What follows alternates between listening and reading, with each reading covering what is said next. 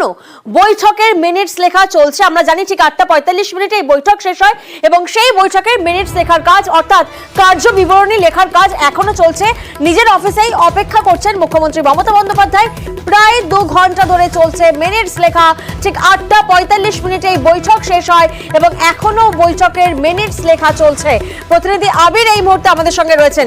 আবির, আমরা জানি যে বহু টানাপোড়েনের পর অবশেষে এই বৈঠক হয় এবং এই বৈঠক থেকে নির্যাস কি, বৈঠকের জট কি কাটলো? কর্মবিরতি তুলে জুনিয়র ডাক্তাররা তারা কি কাজে ফিরবেন? কোনো ইঙ্গিত কি পাওয়া যাচ্ছে?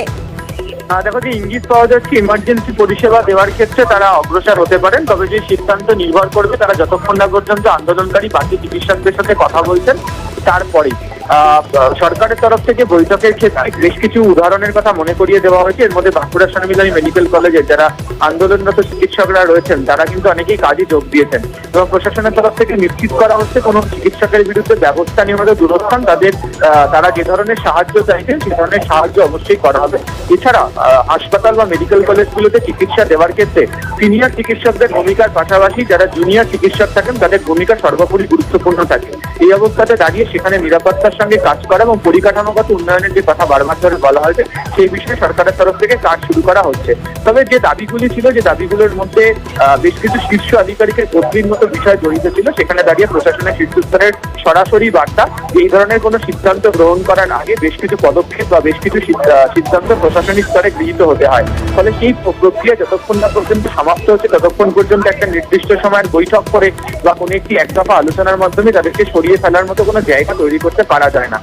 মূলত এই বিষয়টা নিয়েও তারা দীর্ঘ সময় ধরে কথা হয়েছে, কিন্তু যেটা আশ্চর্যের যে বিষয়, যেটা নিয়ে প্রত্যেকের মধ্যেও যে উৎকণ্ঠা কাজ করছে সেটা হচ্ছে যে আগামীকাল সুপ্রিম কোর্টে শুনানি আছে, তার আগে যারা আন্দোলনরত চিকিৎসকরা রয়েছেন তারা কাজে যোগ দেওয়ার ক্ষেত্রে কি নতুন কোনো শর্ত চাপালেন নাকি তারা সরাসরি তোমার থেকে একটু জানার চেষ্টা করবো যে বৈঠকের মিনিটস লেখার কাজ কি শেষ হয়েছে?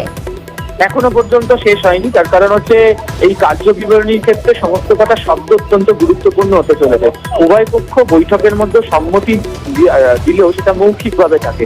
এই যে সম্মতি পত্র যেটি তৈরি করা হচ্ছে তাতে উভয় পক্ষের স্বাক্ষর থাকবে এবং মনে করা হচ্ছে এই বিষয়টি কোনো সময় আইনানুগ বিষয় আদালতের দৃষ্টি আকর্ষণের ক্ষেত্রে উভয় পক্ষের কাছে গুরুত্বপূর্ণ হতে পারে। ফলে প্রতিটা শব্দ দেখে যে সিদ্ধান্ত তারা নিচ্ছেন তার যথাযথভাবে আইনত প্রক্রিয়া দেখে নিয়ে তবে এই বিষয়ে চূড়ান্ত সিদ্ধান্ত গৃহীত হবে। বেশ।